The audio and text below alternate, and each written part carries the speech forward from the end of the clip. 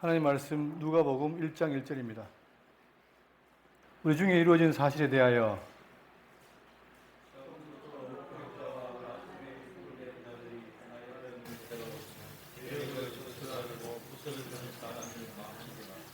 그 모든 일을 그놈부터 자세히 미루어 살핀 나도 데오빌로 각하에게 차례대로 써보내는 것이 좋은 줄 알았노니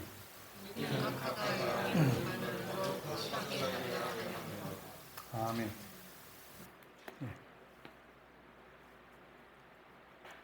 지난 시간에 아담이 타락하기 전에 벌써 하나님께서는 창세전에 그리스도 안에서 삼위 하나님께서 맺은 언약이 구속 언약입니다. 그러니까 우리에게 맺은 그 구속 언약은 인간이 타락했기 때문에 맺은 것이 아니라 그 이전부터 하나님의 은혜 가운데 시작이 됐죠. 그렇기 때문에 우리가 구속을 이라는 것을 깊이 생각해야 되고, 이것은 하나님 당신을 계시하신 중요한 방법입니다.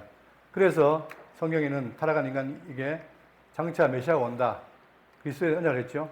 그리고 언약하고 그 언약대로 이루신 사실을 마태, 마가, 누가, 요한의 복음이 사복음서가 증거했습니다.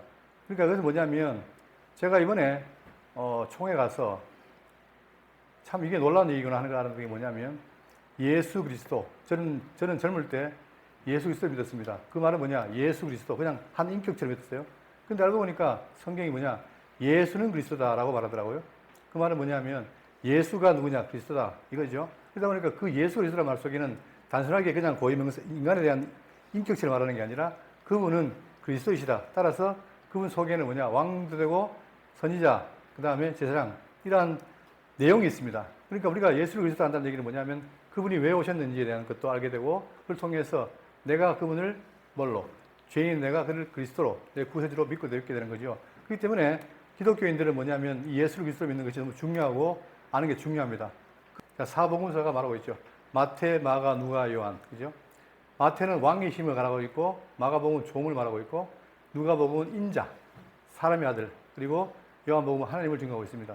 이 전체가 다 누굴 증거하는, 예수를 증거하고 있죠. 그때 우리는 이 부분을 빼놓지 말고 알고 있어야 돼요. 그래야만이 내가 어떤 상황에서 내가 믿는 그리스도가 누구냐 알게 되는 거죠. 이로 말미암아 이 땅에 뭡니까? 기독교 생겨죠. 기독교라는 말은 뭐냐? 예수 그리스도 믿는 종교, 그렇죠? 그때 우리는 이 예수를 뭘로 믿느냐? 바로 인간 예수가 하나님이요 그리스도다 사실을 말하고 믿고 있습니다. 자, 그래서 오늘 우리는 지금 누가복음을 할 텐데, 누가복음은 뭐냐? 인자를 말하고 있고, 그가 누구냐? 온 인류의 온전한 구원자다. 네, 다 죄 가운데 있는 인류의 구원을 했다. 그리고 이 내용은 특히 누가라는 사람이 역사적으로 풀어놨습니다. 그래서 이 누가복음과 그 다음에 뒤에 사도행전은 뭐냐? 신약 역사서로 하죠. 역사서. 그리고 마지막에 승천과 찬송을 완성으로 말하고 있습니다. 자, 그러면 누가복음 전체는 어떤 내용이냐?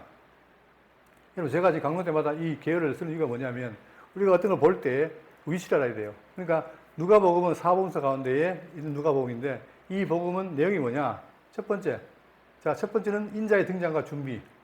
그리고 자, 4장 17절부터 9장 50절까지는 갈릴리 사역. 그분이 갈릴리 사역하시고, 그 다음에 점점 예루살렘으로 올라갑니다. 올라가서 마지막에 예루살렘의 사역에서 고난과 십자가를 지고 죽으시지요. 그리고 부활과 승천한다. 이 내용 전체입니다. 그러니까 예수님의 이 땅에 와서 한 일대기, 즉 그걸 역사적으로 이런 게 바로 누가복음이죠. 그러면 오늘 우리가 배울 1장 1절부터 나오는 이 내용은 바로 뭐냐? 인자의 등장과 준비입니다.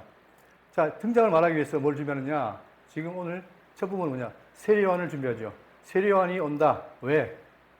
바로 오늘 제목이 뭡니까? 세례요한의 잉태 예언과 그다음 예고와 의미. 세례요한이 왜 오느냐? 그 의미는 바로 뭐냐면 뒤에 오실 누구를? 메시아를 증거하러 온다는 거죠. 자, 그러면서 이제 오늘 1장 할 텐데, 1장의 내용은 자, 방금 읽었던 1절 4절까지 뭐냐? 서문입니다. 기록 목적 및 대상. 이게 참 중요한 내용입니다. 이 내용이 지금 누가가 데오빌로 각하에게 보낸 편지인데, 자, 왜 보내느냐? 목적이 있어요. 왜 합니까? 여기 보시면 각하가 알고 있는 바를 더욱 확실하게 하려 함이라. 다시 말하면 신앙인들은 내가 예수 믿어, 그걸로 끝나는 게 아니에요. 그 믿음을 점점 어떻게 합니까? 더욱더 확실하고 굳게 하는 게 중요한 거예요. 그래야만이 내 신앙이 굳어지는 거죠. 그렇기 때문에 지금 데오빌로가 복음을 들었는데 그 들은 바를 더 확실하게 하기 위해서 내가 기록한다 겁니다. 자, 그래서 이제 1장에는 두 개의 수태 고지가 나와요. 탄생 고지가 나오는데, 세례 요한과 예수 그리스도의 탄생을 고지합니다. 그리고 이 탄생의 그 놀라운 신비를 보고 마리아와 사간의 예언 찬가가 있어요. 이게 전체의 내용인데 여러분 누가복음이 1장이 아마 전체에서 가장 길 겁니다. 80절이죠. 굉장히 길어요. 그러니까 1장을 강론하는 데 있어서 시간이 많이 걸릴 텐데 어쨌든 간에 우리가 이 전체를 보고 확인하도록 하겠습니다. 자, 그런데 여기 보시면 누가복음은 여기 보시면 근원부터 자세히 살피는 은혜의 기록. 그러니까 내가 의사인데 이 모든 사건을 자세히 살폈다 이거예요. 그걸 사실대로 기록했다. 다시 중요한 거죠. 사실. 1장 1절입니다. 우리 중에 이루어진 사실에 대하여 처음부터 목격자와 말씀에 일꾼된 자들이 전하여 준 그대로 내력을 진술하려고 붓을 든 사람이 많은지라 그 모든 일을 근원부터 자세히 미루어 살핀 나도 데오빌로 각하에게 차례대로 써보는 것이 좋은 줄 알았노니 이는 각각 알고 있는 바를 더욱 확실하게 하려 함이니라. 그러니까 누가는 자기가 이 글을 왜 쓰는지 분명히 지금 목적을 갖고 있습니다. 그러면서 하는 말이 뭐냐면 우리 중에 이루어진 사실. 여러분 처음부터 뭐냐면은 지금 사실을 말하는데 그게 뭐냐? 단순한 사실이 아니고 이루어진 사실입니다. 자, 이루어지다는 말은 뭐냐면은 지금 구약에 무언가가 예언되어 있는데 그 예언대로 됐다는 사실이죠. 그걸 내가 기록했다는 거예요. 그러니까 우리라는 말은 누구냐면은 지금 현재에 여러분 이 당시에 예수님을 믿고 따른 자가 있습니다. 제자들이 있는데 그들이 있을 때 그들은 뭐냐? 직접 사도들은 뭡니까? 예수님께 배웠죠. 배웠기 때문에 그들은 다 알고 있었던 거예요. 그러나 그 외 사람들은 직접 배우지 못했기 때문에 전해드려야 됩니다. 그러다 보니까 우리 중에 우리 중이란 말은 뭐냐? 사도 이외의 제자들 중에서 이루어진 사실, 구약대로 이루어진 사실에 대하여 처음부터 목격자와 말씀 일꾼된 자들이 처음부터 즉 사도로서 다 듣고 배웠던 자들이 그리고 목격자들의 말씀을 전하여 준 그대로 그러니까 복음을 전했다는 얘기죠. 예수님이 전했고 그거를 지금 누가요? 제자들이 갖고 있다 전한 거예요. 그러니까 복음은 전승입니다. 전승. 전해 준 대로 그대로 내력을 저술하려고 부르는 사람이 많은지라 그 가운데 나도 포함되는 거죠. 그 모든 일을 그놈부터 자세히 미루어 살핀 나도 데오빌로 각하에게 여기서 핵심적인 단어가 뭐냐면 아까 이루어진 사실이에요. 그러면 사실인데 왜 이 사실이 중요하냐면 이 당시에는 로마 시대입니다. 로마 시대에는 신들이 다 뭡니까?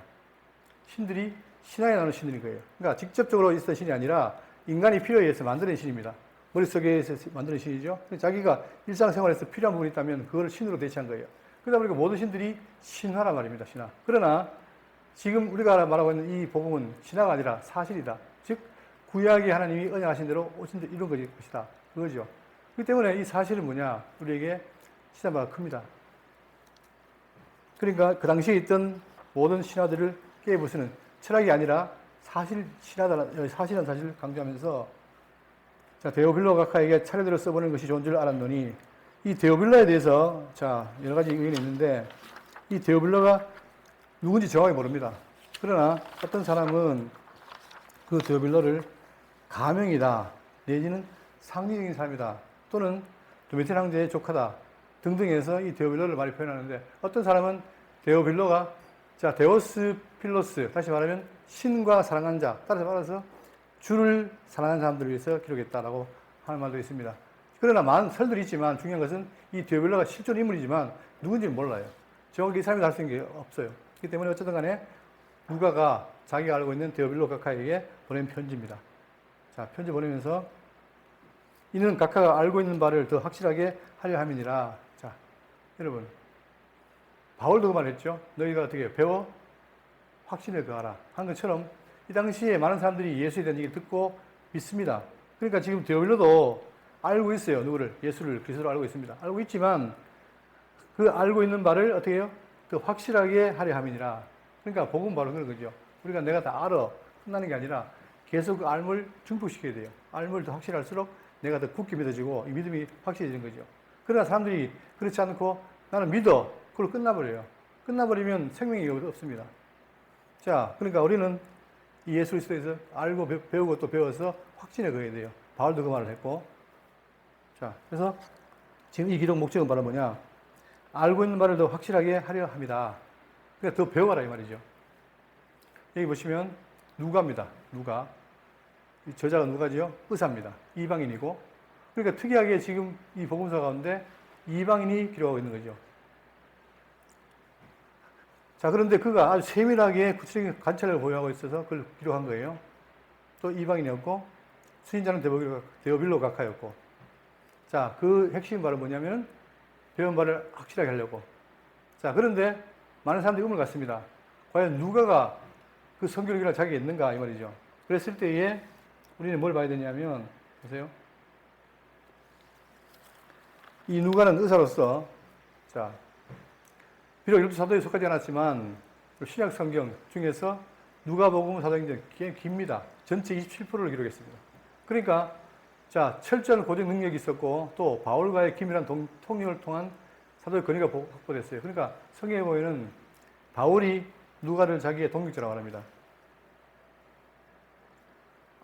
근데 어떻게 얼마나 동역했냐면, 자, 디모데후서 4장 11절을 보시면 대마나 모든 사람을 다 바울을 떠났어요. 떠났지만 누가 있었다. 누가만 제 옆에 있었다는 거예요. 그러니까 이렇게 누가의 관계는 뭐냐? 바울과 철저하게 한 일을 하는 사람이었다. 그렇기 때문에 진리를 떠나지 않고 함께했던 자이죠.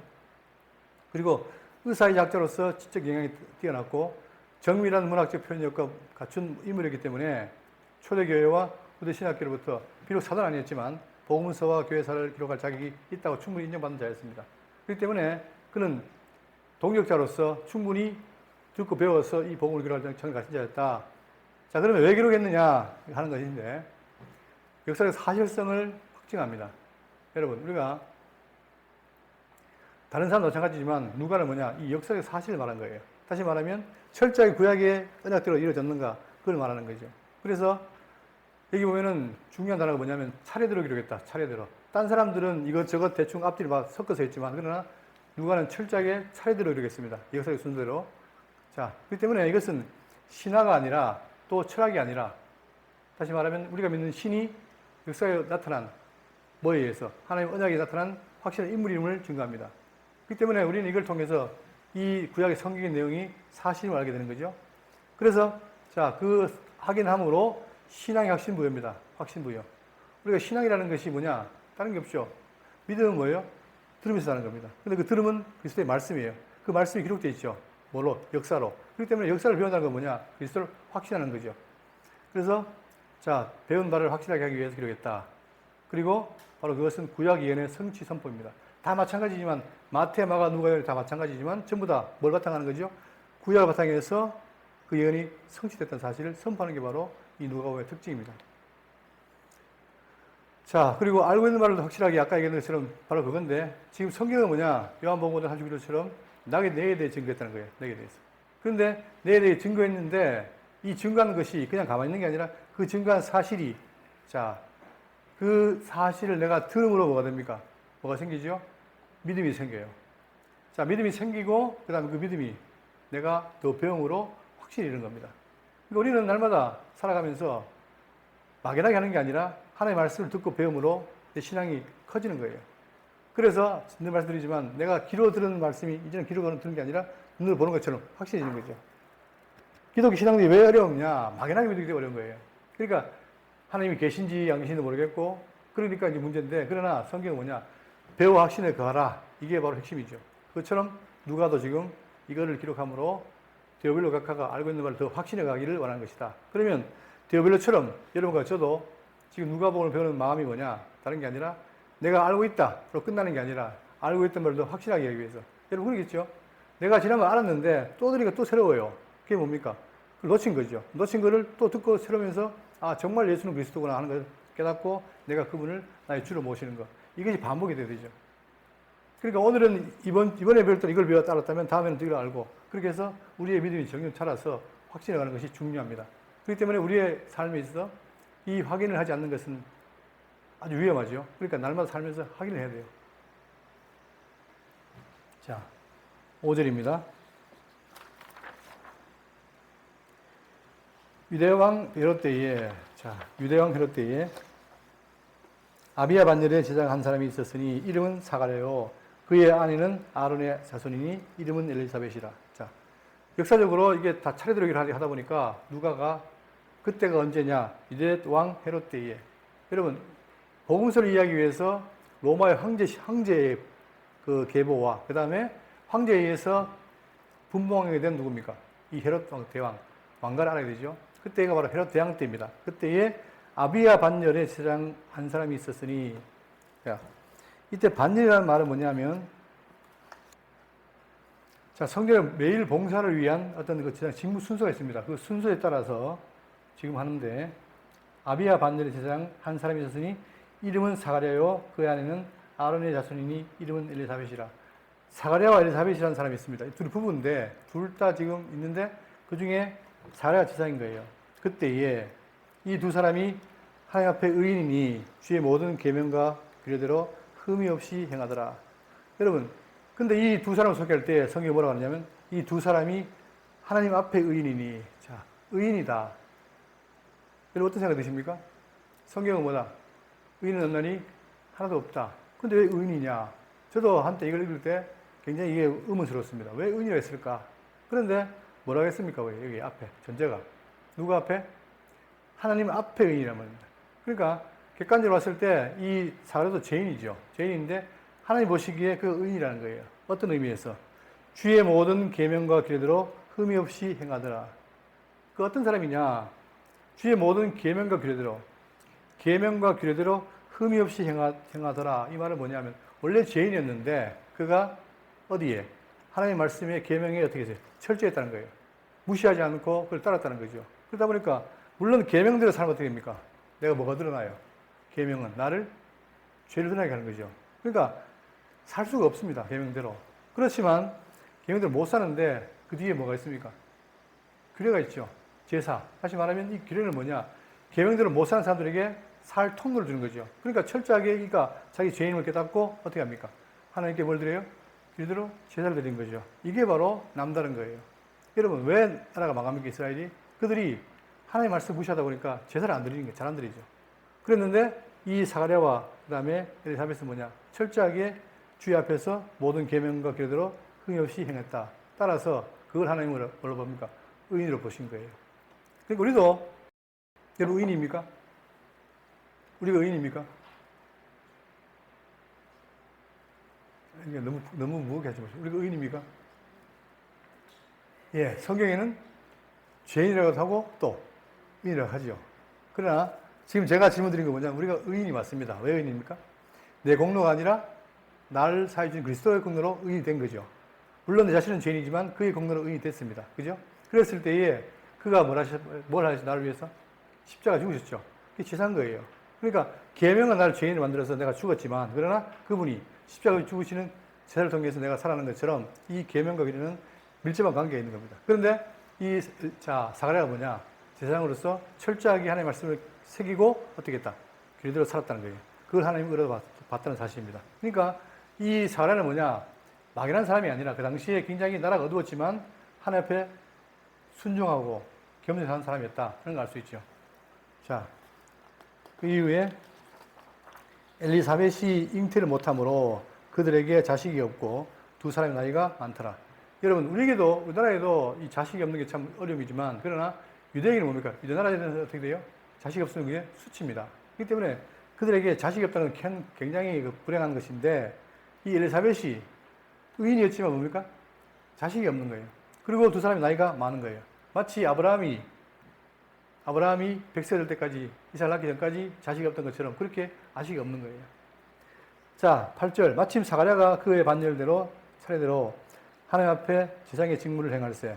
이제 제사장이니까 그도 직무를 행합니다. 반열의 차례대로 행하는데, 제사장의 전례를 따라 제비를 뽑아 주의 성전에 들어가 분향하고, 자, 제사장에 있는 전례가 있습니다. 그들이 이제 하는 습관이 있는데, 관습이 있는데, 그 관습을 따라서 제비를 뽑아 주의 성전에 들어가 분향하고, 자, 뭐 한다고요? 분향을 합니다. 여기 보시면, 지금 여기가, 이게 성전입니다.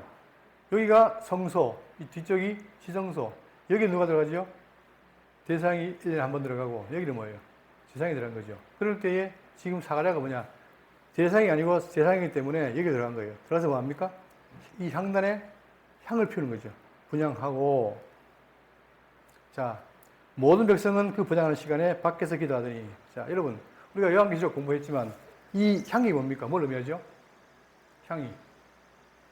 성도의 기도를 의미합니다. 기도. 그죠? 자, 그것처럼 지금 사가랴가 뭐냐? 향을 피운다는 말은 자, 상징적으로 뭘 의미하느냐? 지금 이스라엘이 하나님께 뭐 합니까? 기도하는 게 있어요. 그 뒤에 나오지만, 자, 기도를 상징합니다. 자, 그럴 때에 지금 하고 있는데, 10절, 모든 백성은 그 부장한 시간에 밖에서 기도하더니, 그러니까 제사장은 나가서 향을 피우고, 그 다음에 밖에 있는 백성들은 뭐 합니까? 밖에서 함께 기도합니다. 기도가 핵심인 거예요, 지금. 기도하더니, 주의 사자가 그에게 나타나 향단 우편에 선지라. 자, 가만히 향단을 들고 있는데, 갑자기 누가 나타납니까? 주의 사자가, 천사가 나타난 거예요. 가브리엘이 나타난 거죠. 누구에게? 사가랴에게. 자, 이게 지금 뭘 말하느냐? 무엇인가? 여러분, 가브리엘은 단일로 나타나고 여러 성이 나타나는데, 이는 하나님의 말씀을 전하는 사람이에요. 천사지요? 그런데 사가랴이 나타난 거죠. 자, 이렇게 서 있으니까 12절. 사가랴가 보고 놀라며 무서워하더니, 갑자기 나타나니까 놀랍잖아요.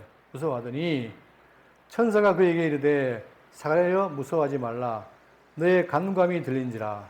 네 아내 엘리사벳이 내게 아들을 낳아주리니 그 이름을 요한이라 하나. 자, 그러면서 하는 말이 뭐냐?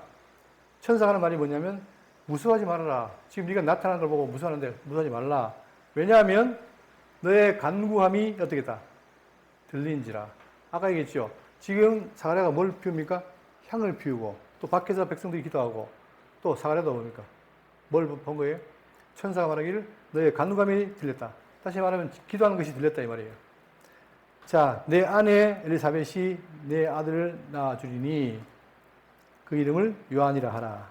그러면 대부분 사람들이 자, 사가랴가 자기 아들 낳아달라고 기도했다.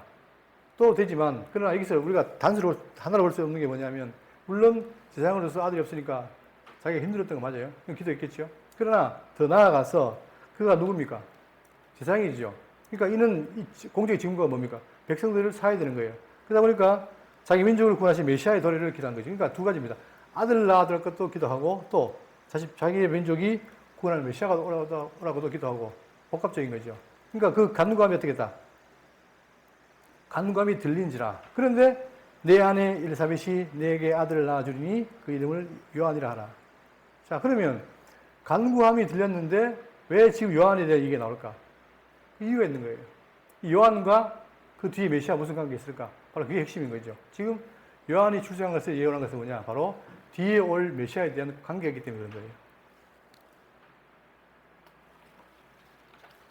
자, 너도 기뻐하고 즐거워할 것이요 많은 사람도 그의 태어남을 기뻐하리니. 여러분, 우리가 이들이 누구를 기다렸죠?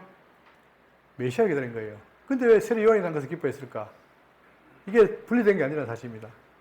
그러면서 이는 그가 주 앞에 큰 자가 되며 포도주나 독한 술을 마시지 아니하며 모태로부터 성령의 충만을 받아. 자, 여기서 이유가 나오는데, 자,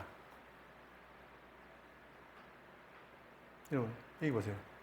지금 이 내용이 바로 뭐냐? 구약의 언약의 성취를 말하는 거예요. 지금 이 세례 요한이 올 것을 말하는 것이 이사야가 있고 뒤에 또 말라기가 있습니다. 그럼 이사야가 뭐라 했느냐? 이사야가 말하기를 광야에서 외치는 자의 소리가 있어 흑암에 가던 백성이 큰 빛을 보고. 자, 흑암에, 지금 이스라엘 흑암에 있는데 그들이 큰 빛을 봅니다. 근데 누구 때문에? 광야에 외친 자가 있다는 거예요. 그 외친 자가 누굴까? 이거죠. 그럴 때에, 자, 세례 요한은 뭐냐? 길을 닦는 자, 주의 길을 준비하며 죄사함의 구원을 알리는 징검다리. 그러니까 세례 요한이 왔다는 건 뭐냐? 장차 오신 메시아에 대한 길을 열었다. 징검다리다 이 말입니다. 그러니까 세례 요한을 확인하면 누굴 확인할 수 있는 거예요? 뒤에 오실 메시아를 확인할 수 있는 거죠. 그래서 그 뒤에 바로 누가 합니까? 자, 빛과 이 평강, 즉 아브라함과 다윗에 계신 맹세의 영원한 완성이 이루어진 겁니다. 그래서 이 세례 요한의 출현은 바로 뭐냐? 바로 뒤에 올 메시아에 대한 확신이라는 사실입니다. 그러니까 지금 이걸 말하고 있는 거예요. 또, 자, 말라기에 보시면 3장 1절입니다. 만군의 여호와가 이르노라 보라 내가 내 사자를 보내리니 그가 내 앞에서 길을 준비할 것이요. 누구를 보내요? 여호와가 내 사자를 보내리니 그가 내 앞에서 길을 준비할 것이요. 누구의 길을? 내 아들의 길을. 즉 하나님의 길을 준비할 것이요. 또 너희는 구하는 바 주가 갑자기 그의 성전에 임하시리니 곧 너희가 사모하는 바 언약의 사자가 임하실 것이라. 즉, 자, 갑자기 주의 성전이 임한다는 말은 뭡니까? 메시아가 온다는 사실이죠. 또 말라기 4장 5절을 보시면 보라 여호와의 크고 두려운 날이 이르기 전에 내가 선지자 엘리야를 내게 보내니. 자, 갑자기 엘리야는 죽은 사람인데 여호와의 그 거룩한 날이 이기 전에 내가 선지자 엘리야를 너에게 보내니, 제가 엘리야를 보낸다는 거예요. 또 얘기하지만 엘리야는 말라기 이전에 벌써 이미 왔다가 죽은 사람입니다. 근데 그를 보내겠다는 거예요. 그래서 뭐하느냐, 그가 아버지의 마음을 자녀에게로 돌이키게 하고 자녀들의 마음을 그들의 아버지로 돌이키게 하리라. 돌이키지 않으면 두렵건대 내가 와서 저주로 그 땅을 칠까 하더라. 돌이켜야 된다. 그거를 하러 누가 온다? 바로 엘리야가 온다라고 예언됐습니다. 이게 말라기가 예언한 거예요. 그러니까 이사야도 예언했고 말라기도 예언했고. 자, 그런데 그러면 이 엘리야가 누구냐? 그럼 누굽니까? 누구죠? 이거에 대해서 예수님이 말씀하십니다. 마태복음 10장 13절에 모든 선지자와 율법에 예언한 것은 요한까지니. 자, 요한을 성경은 뭘 하느냐? 구약의 모든 선지자의 마지막이라는 겁니다. 마지막. 세례요한이 마지막 선지자고 그 이후에 메시아가 오신 거예요. 그러다 보니까 자, 모든 선지자와 율법에 예언한 것은 요한까지니 만일 너희가 즐거워받을진데 오리라 한 엘리야가 곧 이 사람이라. 즉 바로 세례요한이 엘리야다 이 말입니다. 우리가 생각할 때 이해가 안 되지만 그러나 예수님 말씀은 뭐냐? 바로 이 세례요한이 엘리야다 말하는 거예요. 또 마태복음 10장 10절에 제자들이 물어 이르되 그러면 어찌하여 서기관들이 엘리야가 먼저 와야 하리이까? 예수께서 대답하여 이르시되 엘리야가 과연 먼저 와서 모든 일을 회복하리라. 내가 너희에게 말하노니 엘리야가 이미 왔으되 사람들이 알지 못하고 임의로 되었다. 이미 왔다는 거예요. 예수님 말씀. 인자도 이와 같이 그들의 고난을 받으리라 하시니 그제서야 제자들이 예수께서 말씀하신 것이 세례요한인 줄 깨달으리라. 그러니까 말라기가 엘리야가 온다 했는데 실제 엘리야가 온 게 아니라 세례요한이 왔는데 그 세례요한이 누구다? 엘리야를 하는 거예요. 그죠? 그러니까 엘리야가 오면 뒤에 메시아가 오는데 그것처럼 세례요한이 왔으니까 내가 누구다? 메시아라는 거죠. 그게 핵심인 거죠.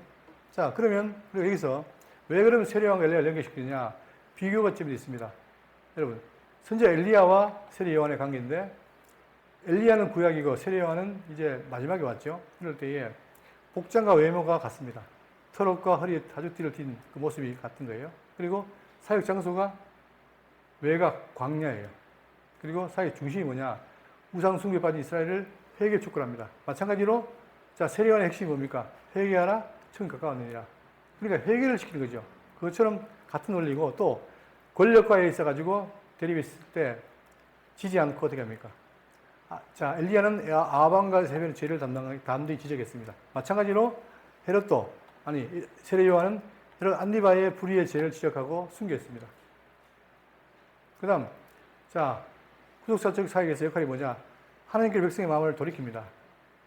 그것처럼 세례요한도 메시아의 길을 예비하고 증거합니다.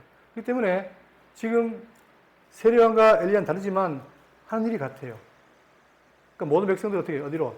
죄인을 깨닫게 하고 돌이켜서 누가 임해라? 메시아에게로 임해라는 사실을 증거하고 있는 거죠. 그런 각도에서는 같다는 사실입니다. 자, 그리고 그러면 세례요한이 예수님과 어떤 관계냐? 이것도 중요한데, 자, 세례요한이 있을 때에 세례요한의 정체가 뭐냐? 광야의 소리예요. 선지자요, 선구자예요. 그러나 이가 증거한 이가 누구냐? 예수님은 바로 뭐냐? 성육하신 말씀, 즉 메시아, 하나님의 아들이죠. 그러니까 이 두 개 비교가 안 됩니다. 안 되지만 이 소리가 누구를? 뒤에 오실 메시아를 증거하고 있다는 사실입니다. 그리고 역할은 뭐냐? 세례요한은 길을 예비하는 자이고 물로 세례를 주지만 그러나 예수님은 구원을 완성하시고 또 그분이 뭐예요? 물이 아니라 성령과 불로 세례를 주는 자다. 따라서 여러분과 제가 뭡니까? 성령으로 세례를 받았잖아요. 그만큼 중요한 인물입니다. 그리고 자, 비유로 신랑의 음성을 듣고 기뻐하는 사랑의 친구로 표현하고 있지만 예수님은 신랑입니다. 자, 그러다 보니까 자, 태도가 뭐냐? 이 세례요한은 자기 위치를 아니까 나는 그의 신발 끈을 풀기도 감당하지 못하겠다. 그만큼 내 위치는 낮다는 사실이죠. 이거 안 거예요. 만약에 세례요한이 자기 신분을 망각하면 어떻게 됩니까? 나도 위대한 인물이라고 자기를 띄웠을 때 그게 아니라 나는 자격이 없다. 그리고 그의 신발끈을 감당하기도 어렵다. 그래 말했죠. 자, 그러나 예수님이 뭡니까? 내가 사용한 것은 섬김을 받을 함이 아니다. 섬기러 왔다. 하면서 결국은 뭐냐? 세례요한의 말이 그는 흥하여야 하겠고 나는 쇠하여야 하리라. 이게 핵심이죠. 그러니까 세례요한은 정확히 안 거예요. 내가 그를 증거하기 때문에 그는 흥해야 된다. 그러나 나는 그 증거하는 것을 끝나고 쇠하여야 한다. 이게 바로 사명자의 자세입니다. 오늘날 많은 기독교가 있고 하지만 자칭 위대한 지도자들이 어떻게 합니까? 이 자세가 아니라 자기를 더 드러내요. 내가 힘이 있다, 위대하다. 하지만 세례요한의 모습으로 본받아야 되죠. 그죠? 내가 아니라 나는 죽어서 쇠하고 그런 성경이 된다. 그래서 그리스도를 증거해야 되는데 요즘은 자기가 힘만 생기면 어떻게 됩니까? 여러분, 그 돌아가신 여의도 순복음교회 그분이 이름이 뭐였죠? 용기 말고 뒤에 다윗 그랬잖아요. 다윗이라고 개명했어요 그때. 그러니까 사람 그냥 자기가 조금 높아지면 어떻게 됩니까? 한없이 넓힙니다. 그건 잘못된 거죠. 성경 어디를 봐도 사역자들은 자기 위치를 압니다. 그러나 오늘날 많은 지도자들은 자기 위치를 망각해서 조금만 높아지면 어떻게 됩니까? 자기가 사도라 그러고 또 거의 뭐 그리스도의 방불한 논을 가진 것처럼 자라가지만 그러나 그건 성경이 말한 게 아니죠. 그래서 결국은 뭐냐? 세례요한은 바로 예수님에 대한 증거자였다. 그러면 지금 오늘 아까 했던 것처럼 6절에 뭐였습니까? 지금 그 가브리엘 나타났죠. 그러면 그건 뭐냐? 나타나서 한 얘기가 뭐냐? 세례요한이 올 것이니까 장차 누가 온다? 예수님이 오신다는 사실에 대한 확증인 거죠. 의미가 바로 그겁니다.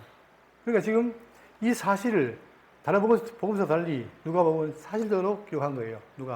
누가가. 왜냐? 내가 사실대로 기록한 것이다. 그렇기 때문에 기독교 진리는 사실에 입각한 진리다. 참이다 이 말입니다. 허구가 아니고.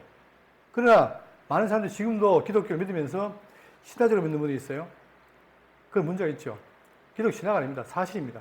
우리가 믿는 신은 예수님은 막연한 존재가 아니라 확실한 존재입니다. 그걸 왜 확신을 거해야 돼요? 그러나 지금 기독교 내에 많은 영주제가 있고 그걸 속이고 있잖아요. 그러면 우리 그런 것들을 잘 배워서 이겨야 돼요. 그래야 우리 신앙이 굳어지고 확실해진 겁니다. 자, 그래서 다시 봅니다. 15절. 이는 그가 주 앞에 큰 자가 되며, 주 앞에단 말이에요. 주 앞에. 큰 자가 되며, 포도주나 독주 속한 술을 마시지 않으며, 모태로부터 성령의 충만을 받아. 여러분, 이거 특이한 사건이 있습니다. 뭐냐면은, 지금 세례요한이, 자, 출석 안 했어요. 그런데, 아직까지 태에 있습니다. 근데 어떻게 됐다고 그랬어요? 성령의 충만함을 받아. 이렇게 표현합니다. 이게 바로 뭐냐? 일반적인 게 아니라 특이한 사실이죠. 다시 말하면 이는 특수한 임을 받은 바로 그의 주의 종이기 때문에 성령이 임했다고 말하고 있습니다. 그러니까 우리 보통 언제 임하죠? 내가 죄인이다가 부름받아서 믿을 때 뭐가 임합니까? 성령이 임하잖아요. 근데 지금 세례요한은 그게 아니라 아예 모태에서부터 성령의 충만을 받았다니까 특수한 케이스인 거예요. 왜 그러냐? 이가 바로 뭡니까? 바로 예수를 증거하는 하나의 특별한 사회를 받는 자이기 때문에 가능한 거예요. 그것처럼 구약에도 비슷한 게 있는데 예레미야가 부름받을 때 또 이사야가 부름받을 때 그때 뭐랍니까? 내 어미의 태중에서 나를 택했다 라고 말하고 있습니다. 그것처럼 성경에는 뭐냐? 특별한 인물 받은 자들에게 하나님께서는 이미 성령으로 임했던 사실을 증거하고 있죠. 자, 그러니까 이만큼 세례요한은 뭐냐? 모태로부터 성령의 충만을 받아 이스라엘 자손을 주 곧 그들의 하나님께로 많이 돌아오게 하겠습니다. 결국은 세례요한의 이름 역할은 뭐냐? 지금 세상이 어두워서 다 죽어가는데 이제 내가 빛을 비추겠다. 그 빛이 뭡니까? 광야의 외친 자로서 바로 오실 메시아를 증거한다. 그러니 너희들이 다 그를 믿어라. 이 말이죠. 그가 또 엘리야의 심령과 능력으로 주 앞에 먼저 와서 아버지의 마음을 자식에게로 거스른 자를 의인의 슬기에 들어가게 하고 주를 위하여 세운 백성을 준비하리라. 그가 뭐 하느냐? 자, 엘리야의 심령입니다. 다시 말하면 백성을 돌이키는 심령으로 와서 자, 아버지의 마음을 자식에게 거스른 자를 위하여 의인의 슬기에 돌아오게 하고 그러니까 돌린다는 거죠. 악한 세력을 돌리겠다는 거예요. 돌려서 어떻게 되냐? 주를 위하여 세운 백성을 준비하리라. 장차 이제 교회, 세워질 교회에 대한 백성이 있는데 그들을 준비한다는 거예요. 교회는 누구죠? 예수를 그리스도 믿는 무리 아닙니까? 그 준비한다는 거예요. 18절입니다. 사가랴가 천사에게 이르되 내가 이것을 어떻게 알리오? 그런데 이 사가랴의 반응이 뭐냐? 이가 제사장인데 불구하고 이 말씀을 못 믿어요. 그래서 뭐라고 하냐면 자, 내가 이것을 어떻게 알리오? 그 말이 뭡니까? 내가 믿도록 확증해 내달라 이 말입니다. 그 말을 믿으면 되는데 그게 아니라 못 믿으니까 뭔가 내가 믿게 해달라. 내가 의구심이 생긴다. 이 말입니다. 내가 늙고 나래도 나이가 많으니이다.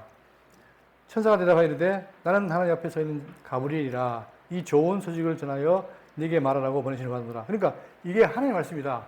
믿으면 된다. 그런데 지금 누가요? 사가랴가 믿어요, 못 믿어요? 못 믿으니까 어떻게 알리까? 이 말이에요. 나는 이걸 못 믿겠습니다. 이 말이에요. 보라, 이 일이 된 날까지 네가 말 못하는 자가 되어 능히 말을 못하리니. 자, 이때 사가랴가 뭘 못해요? 말을 못합니다. 왜 그렇습니까? 믿지 않았기 때문에 그 대가로 말을 못하는 거예요. 언제까지? 아들 낳을 때까지. 그죠? 그러니까 네가 설사 안 믿어도 이 일은 어떻게 된다? 이루어진다는 사실이죠. 그걸 말하는 거예요. 보라, 네 일이 된 날까지 네가 말 못하는 자가 되어 능히 말을 못하리니 이는 내가 내 말을 믿지 아니함이거니와 때가 이르면 내 말이 이루어지리라. 여러분, 성경에는 우리가 믿지 못할 게 많습니다. 그럴 때 하나님이 못 믿으니까 제가 하는 게 아니라 어떻게 해요? 기다립니다. 그죠? 자, 백성들이 사례를 기다리며 그가 성전에서 지참을 이상히 얘기더라. 그렇죠? 이제 금방 나와야 되는데 안 나오니까 이상한 거예요. 사가랴가. 그래서 자, 이상 얘기했는데 그가 나와서 그들에게 말을 못하니 백성들이 그가 성전 안에서 환상을 본 줄 알았더라. 그가 몸짓으로 뜻을 표시하며 그냥 말 못하는 대로 있더라. 그러니까 사가랴가 나와서 여전히 말을 못하고 있습니다. 왜 그렇습니까? 왜 말을 못해요? 세례가 날 때까지 말 못한다고 했잖아요. 모든 게 말씀 들어야 되는 거예요.